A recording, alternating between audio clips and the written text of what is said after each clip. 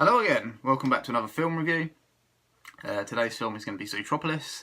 It's the latest Disney release.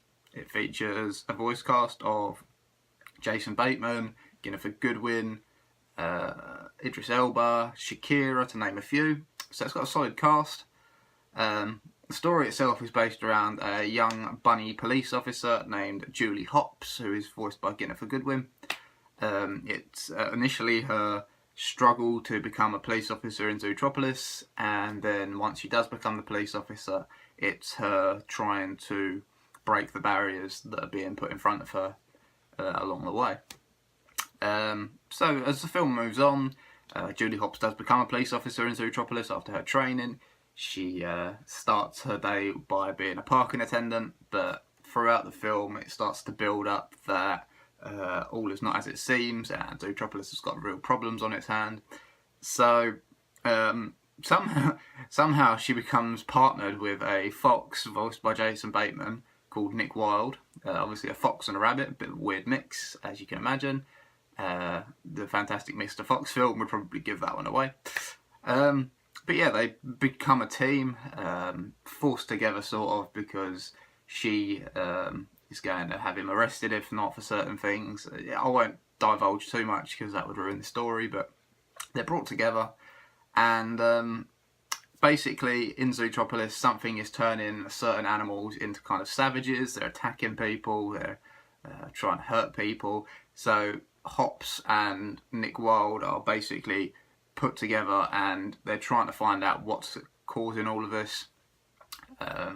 Like I say, I'm not going to divulge too much of the film's plot itself because that wouldn't really be that much fun. That'd ruin it.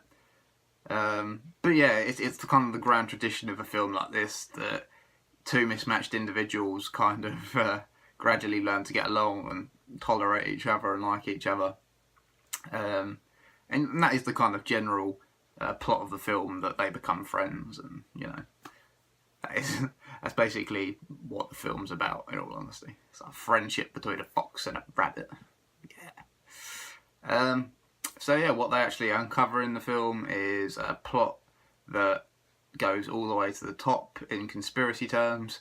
It raises questions over what it means to evolve past your biology, which is a very deep subject for a Disney film to be covering. Most Disney films don't do that. I don't think Frozen exactly covered the quality, but okay. So yeah, it's pretty deep as film plots go. Yeah, I'm not going to divulge much more of the plot because it's a very good film, and I wouldn't want to ruin too much of it for anyone. It's a great Disney film, following up on recent great Disney films like maybe like Wreck-It Ralph and Frozen. I've never seen Frozen, so I know it's apparently everyone thinks it's the best film ever, but kids will enjoy this film because of the storyline, while adults get plenty out of it too because of things that go on in the background. Like you have a sloth at the driving licence place, going very slowly, which obviously everyone can relate to. There's also eager beavers working in the background on a construction site. So that kind of, it just lends itself to different off-the-cuff remarks, you know. And some of the references are only for adults, so it's an interesting film for that respect. It's got something for everyone.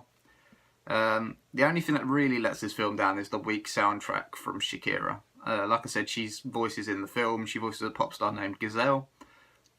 She's only in the film briefly, but she did all the soundtrack for the film. And unfortunately it isn't the best soundtrack in the world. It does let the film down a little, but don't let that take away from all the positives of this film. It could have been a lot better if the soundtrack had been improved. The animation in this film is amazing. The fur is rendered realistically. You know, it's so real it could give you allergies. It's a really great, well-made film. It's got a great plot, great characters. They picked the right actors for the voices. Like I say, the soundtrack lets it down, but yeah, so it's a really good film. It's kind of the latest creative, I suppose, renaissance as such. Disney did go for a period where it was making kind of some substandard films, but I'd say in the last 5 or 6 years they've really upped their game again. And I know it's the house that Walt Disney built, but I feel like Pixar have kind of remodeled and redecorated that house as such, because it's down to them, I think, that all of this good work is coming around with Disney films now. I mean, obviously, Disney, of course, own the Star Wars franchise and the Marvel franchise now, so it's very, very much, this is the animation side that needed revigorating. And like I say, in the last 5 or 6 years, I feel like Pixar especially have really done a good job of bringing Disney back out of a dark place as far as films went. And yeah, Pixar themselves, I don't think they've got any sign of slowing. I know there's a Toy Story 4 being made. The one film I want to see a sequel to is Bug's Life, because I love the Bug's Life. I thought it was the best film ever. So if they could make a sequel to that, I'd be really, really grateful. But yeah, this film itself, I'll give it 4 stars. Very good film, like I say, definitely recommend it. The only thing that lets it down is the soundtrack. I don't think you can give 5 stars to an animated film unless it's Toy Story, unfortunately, but or The Rescuers. If I reviewed The Rescuers, it would get 5 stars every time, because that's an amazing film. But yeah, solid 4 stars. Everyone will enjoy it. It's a great family film, great for adults, great for kids. So yeah, I recommend you go out there and watch it. And probably by the time I release this, Disney are so quick these days, they'll have released a DVD and a Blu-ray, so you can probably go and pick it up on there. So yeah, that's the film review for Zootropolis, or Zootropolis, or Zootopia, or whatever it's called in different countries. And yeah, hopefully you've enjoyed, hopefully this has helped you if you thought about watching the film or buying it on DVD/Blu-ray, which I'm sure, like I say, is out already, because Disney don't waste any time anymore. And thanks for watching, and I'll catch you next time.